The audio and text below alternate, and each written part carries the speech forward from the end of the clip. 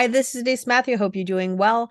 I wanted to talk today about how human design transits can help you in your life. I've already made 2 videos about the electromagnetics of planetary transits and also relationships, but I thought I'd just do another video today just to review it. I do a lot of human design transits on this channel. It's been my main focus because I really want to educate everybody to use them in your life, to really track how it may be influencing you. And if you feel as if something is shifting in your life, when you see a transit is happening, it's an awareness and a clarity that can bring you back to center, because sometimes we'll start to feel a certain way and we'll wonder what's wrong, why is this happening? And we look at a transit and we see that it's lining up with the way we feel, and it gives you that clarity to know that you are completely in tune with things, and you have the choice to decide how you want to interact with the transit, or how you want to interact with how you feel. So that is why it is so important for me to be talking about the transits, to be doing the full moons, to be having my community page. And if you haven't checked that out, I do a daily post to keep you guys all informed about the transits that are happening, how they could influence you, or those types of things, which I feel is very important information. And it is much like astrology. Not as many people are doing it with human design. And I think that we can even connect the two with astrology. You can even put it in your astrology chart, see what house it is playing out for you. Today, we're going to mainly talk about how it can interact with your body graph or your chart. But I did do a video already, and I will put the link below, about how astrology and human design can be connected. As I say, I just want to really focus in on the human design aspect of how it can influence you. And I'm going to use some celebrity charts today because it's just easier to use them and to show you how it can play out in their chart. And the reason why I like to do that is because I can get a chart that is easier to talk about, and I can talk about the specific influences that are happening in regards to the current transits. Now, some transits can be way more impactful than others. Any transit that's going to be with you for a year, for instance. So anybody, for instance, who has a hanging gate 35 will be under the influence of Neptune transiting through the gate 36 for the whole of 2023, which means that if you didn't have an emotional wave, or you have an open solar plexus, this is when it's a great time for you to connect with your energy, see if it's different for you.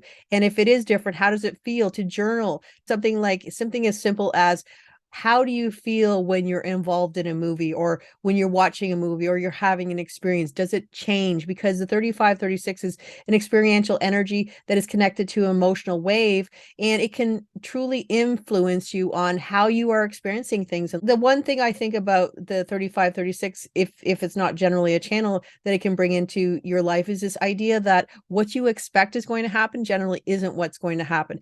And this can happen in a way where it can be something that you were expecting, oh, this isn't going to turn out the way I want it to, and you're disappointed, and then suddenly it shifts and it turns out the way you want it to, or alternatively, it can turn out the way you didn't want it to.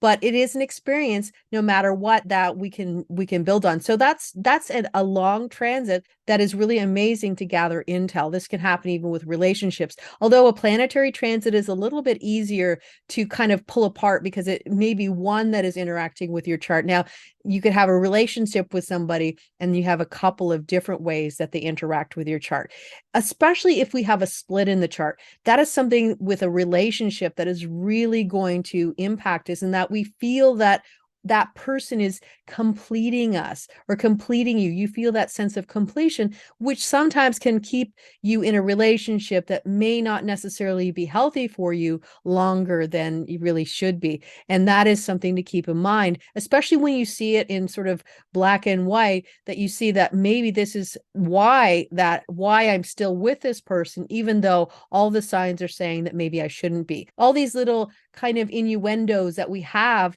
within relationships, within planetary transits. The nice thing about planetary transits is they are transient, and they come and they go. So you feel the energy, you know what it feels like. So if you meet somebody with that energy, of course, they're always going to bring their own flavor, but you might get a hint. Oh, I've felt this energy before.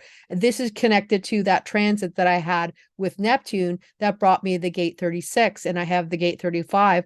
hanging. So now I can see that this in fact is something that is impacting me. So it's just a really nice insight and gives you more clarity and awareness about who you are, how you are interacting with the world around you, and how you can be the best version of yourself. Because all these transits, all this extra information, just having that inside information that can help you in your life, with relationships, with just being at work, with interacting with the world around you. So here we have Austin Butler, who is very popular right now because he just did the movie a while back with Elvis, but he's getting a lot of accolades for his performance and how much time and effort he put into it. And it seems as though he's getting a lot of rewards for all the work he did.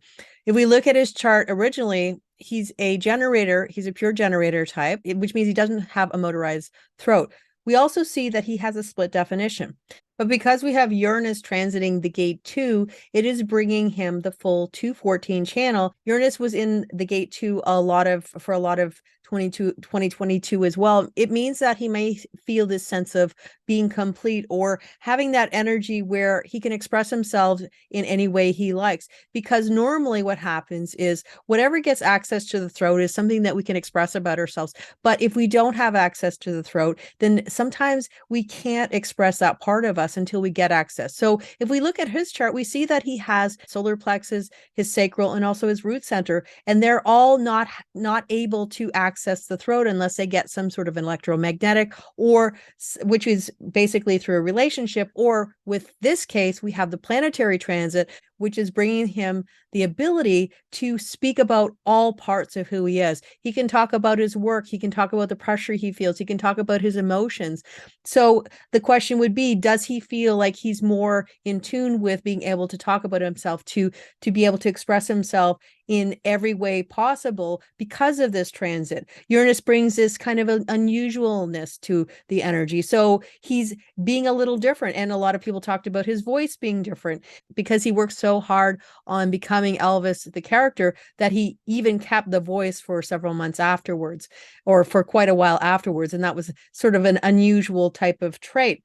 But what this energy is telling us, if we look at his original chart, and now we're looking at all the transits that are coming right now, we also have the 35-36, and that is bringing in this emotional energy for experiences, and that's going directly to his throat. This is manifesting experiences, and this could be manifesting experiences where he's having a lot of experiences in his life, and that could be all these award shows that he's been going to, and the experiences he's been dealing with in his whole life, and whatever that is for him.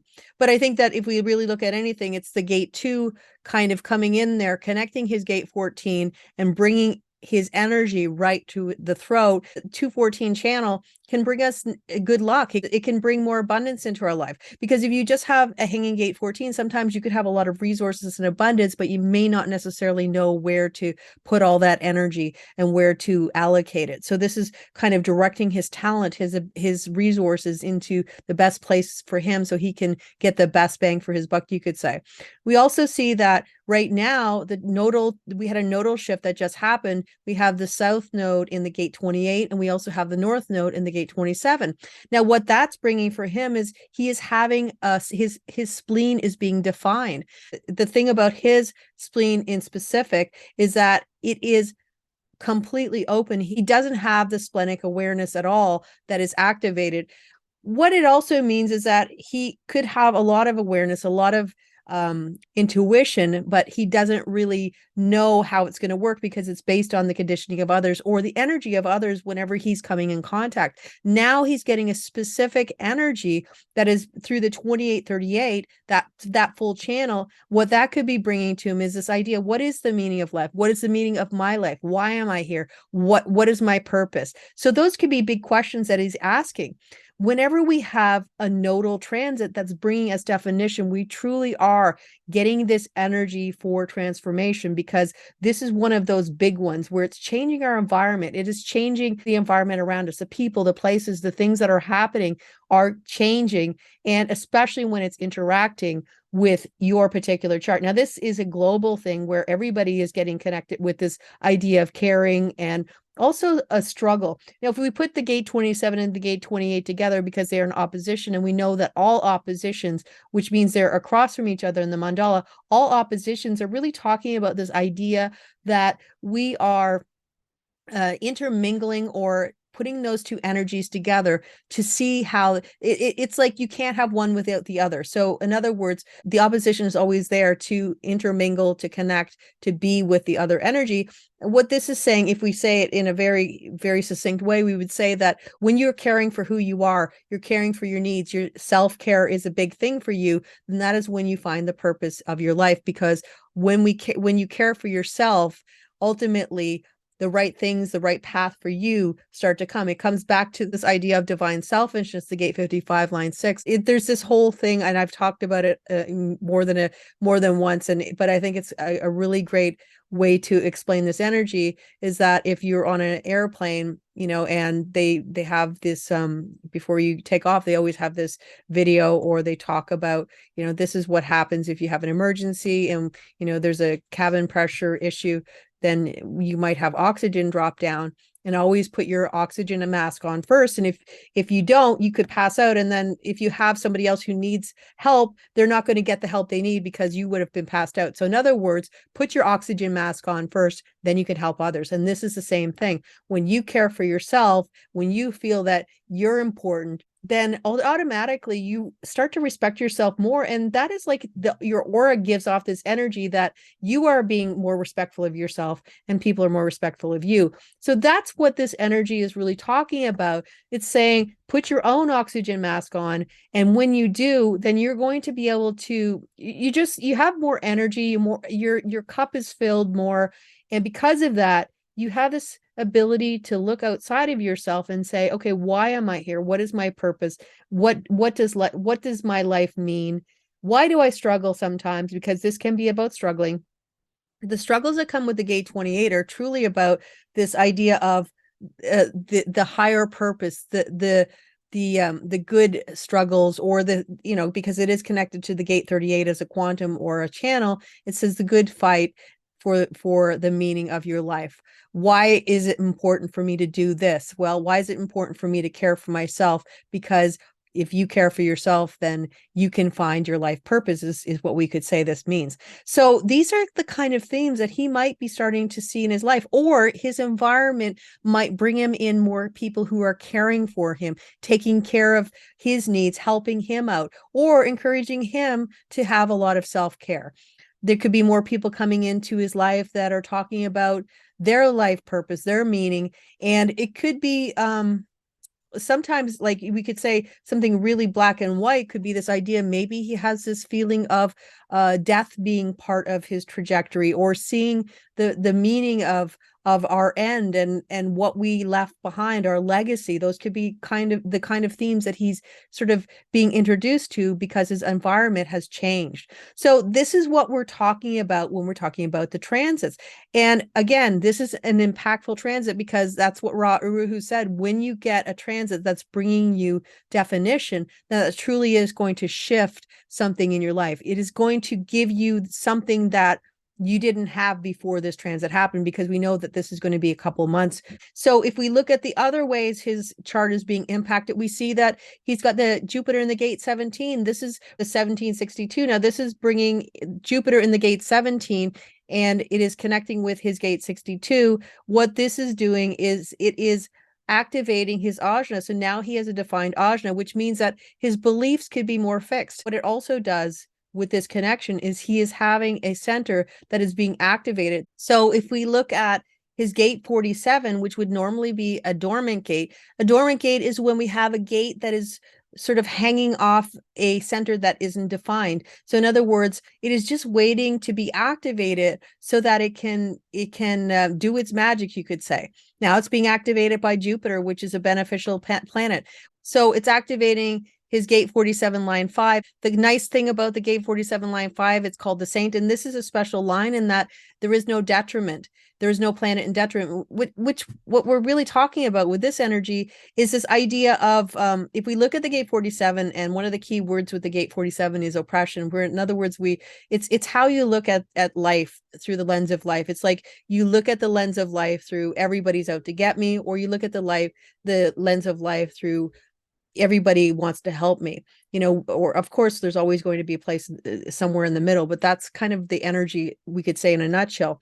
When he, with the gate 47 line 5, this says, life is what it is, so let's just live and not worry about stuff. And for him, this is actually quite a nice energy for him to be connecting with, because it is, he is under a lot of scrutiny, or he's under a lot of pressure to be that person when he's under all these parties that he's got to go to and all these award shows.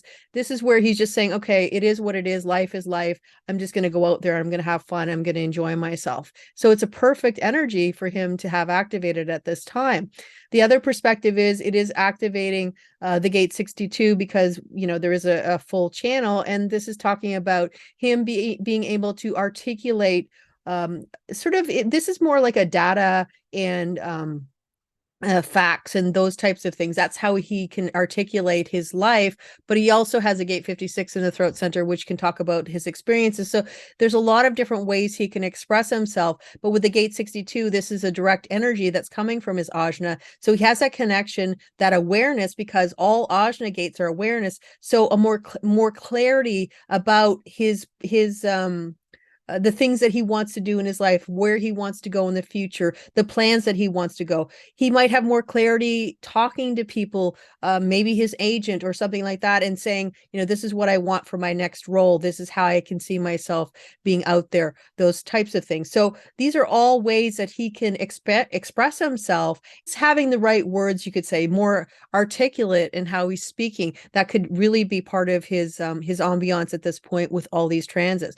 Now, alternatively, we can go to another chart, and that would be just an electromagnetic. I'm not going to spend as much time with that, because truly I wanted to talk about the planetary transits and their importance, but I'm just going to quickly go through just a very brief conversation about Megan Fox and Machine Gun Kelly. The reason why I picked these two people is because they are out in the public eye, but ultimately what we see with their chart is we have the gate. We see that Megan Fox has a gate 8 hanging, and we also see that Machine Gun Kelly has a gate 1. Now, this is a big connection between these two, and if you've noticed, that brings their identity together. It's like a connection.